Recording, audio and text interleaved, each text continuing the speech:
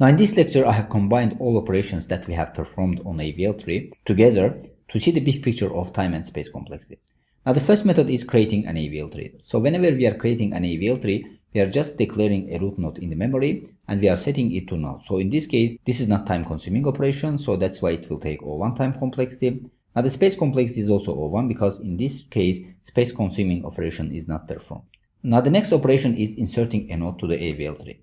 Now whenever we are inserting a node to the AVL tree, we are checking that if the value that we want to insert is greater than root node or less than root node. So if it is less or equal to the root node, we are inserting to the left subtree, otherwise we are inserting to the right subtree.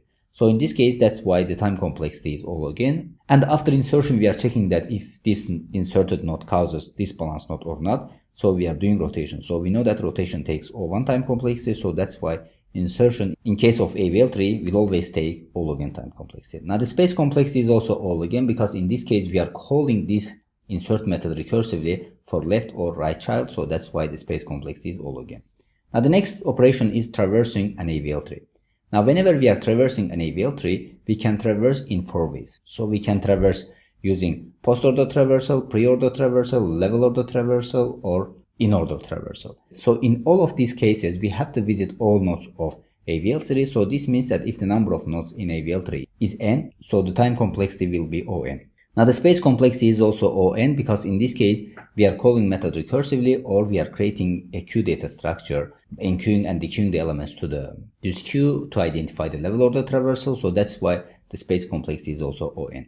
Now the next method is search for a node in an AVL tree. So in this case also it will take O again time complexity because as we said before, in case of AVL tree, our tree is always balanced. So this means that this node can be located on the left or right child. So we don't have to loop through the all elements of the AVL tree. So that's why the time complexity is O again. Now the space complexity is also O again because here again we are calling this method recursively. So whenever we are calling method recursively, so we are inserting elements to the stack memory. So that's why it will take O again time complexity. Now when it comes to the deleting a node from AVL tree, so here again, first we need to find the node, then we need to delete it. So for finding a node, we need to call recursively our method for left or right child. So that's why the time complexity is O again. So similarly, the space complexity is O again because here again, as I mentioned, we are calling our methods recursively. Now at the end, when we are deleting an entire AVL tree, in this case, the time and space complexity is O1 because in this case, we are just setting the root node to null. So this is not time consuming or space consuming operation. Now with this, we have come to the end of this lecture. So in this lecture, I have put all operations that we have performed on AVL tree together to see the big picture of time and space complexity. So see you in the next lecture.